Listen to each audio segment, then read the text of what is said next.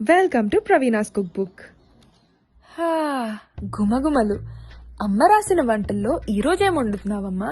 పిల్లలు పెద్దలు ఇష్టపడేలా రాబనానా కాయిన్స్ తయారీ విధానాన్ని చూపిస్తా. వీటితో పాటు వామాకు బజ్జీని కూడా వేద్దాం. ముందుగా పిండిని తయారు చేసుకుందాము. 1 కప్పు శనగపిండికి 1 టేబుల్ స్పూన్ వరిపిండి వేయాలి. పావు టీ స్పూన్ పసుపు, సరిపడా ఉప్పు, 1 half teaspoon chilli flakes, 1 half teaspoon వాము, 5-6 పచ్చిమిర్చి, చిన్న అల్లం ముక్క, 2 ఎల్లుల్లి రేకలు, 1 హాఫ్ టీ స్పూన్ జీలకర్రను కచ్చా పచ్చగా దంచి ఆ పేస్ట్ను వేయాలి. 2-3 వామాకులను చిన్న చిన్న ముక్కలుగా వేసి ఈ పిండిలో కలపడం వలన బజ్జీ చాలా చాలా మంచి ఫ్లేవర్ వస్తుంది. చిటికెడు వంట సోడాను కూడా కలిపి సరిపడా నీళ్లను పోసుకుని బజ్జీ పిండిని కలుపుకోవాలి. పిండిని చిక్కగా కలుపుకోవడం వలన మనం బజ్జీలు వేసుకునేటప్పుడు నూనెని పీల్చుకోవు. ఇలా లేతగా ఉన్న అరటికాయలను ఎంచుకోవాలి.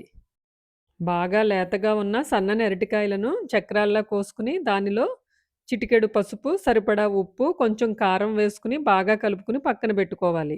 ఇలా చేయడం వలన బజ్జీ తినేటప్పుడు లోపల చప్పదనం ఉండదు. పిండిని కలిపేటప్పుడు వరిపిండిని వేయడం వలన కాయిన్స్ కరకరలాడుతూ ఉంటాయి. ఆయిల్ వేడెక్కిన తర్వాత చూపించిన విధంగా వేసుకోవాలి. అన్నీ వేసిన తర్వాత ఫ్లేమ్‌ని మీడియంలో పెట్టుకోవాలి. ఇలా వేపడం వలన లోపటి వరకు బాగా వేగుతాయి. పిండిలో కలిపిన వాము, వామాకు కూడా అరుగుదలకి చాలా మంచిది. అల్లం, పచ్చిమిర్చి, వెల్లుల్లి రేకలు, జీలకర్ర ఈ కాయిన్స్‌కి మంచి సువాసననిస్తాయి. ఎలాంటి బజ్జీలు వేసుకున్నా సరే పిండిలో ఇలా కలుపుకోవడం వలన అవి చాలా రుచిగా ఉంటాయి. చిటికెడు వంట సోడాను కలపడం వలన కాయిన్స్ గుల్లగా వస్తాయి. ఇవి బాగా వేగిన తర్వాత చివరిగా ఒకసారి ఫ్లేమ్‌ని హైలో పెట్టుకోవాలి. ఈ బజ్జీలను తీసేటప్పుడు ఫ్లేమ్‌ని హైలో పెట్టడం వలన నూనె వీటికి పట్టుకుని ఉండదు. ఇలా చూపించిన విధంగా వేపుకుంటే సరిపోతుంది. ఇలా వేగిన కాయిన్స్‌ను ఒకసారి టిష్యూ పేపర్ మీద వేసుకుంటే ఎక్స్ట్రా ఆయిల్ అంతా పీల్చేసుకుంటుంది. ఇవి తీసేసిన తర్వాత మిగతా ముక్కలను కూడా ఇదే విధంగా వేసుకోవాలి. ఇదే పిండితో వామాకుతో బజ్జీలు వేద్దాం.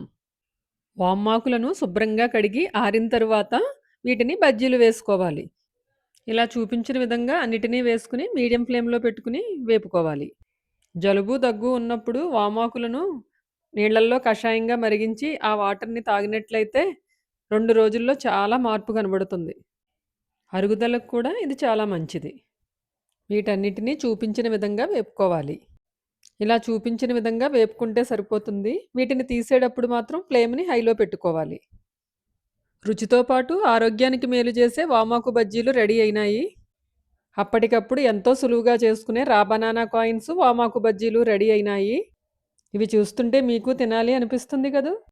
ఈ తయారీ విధానం కనుక మీకు నచ్చినట్లయితే please like, share, comment and subscribe.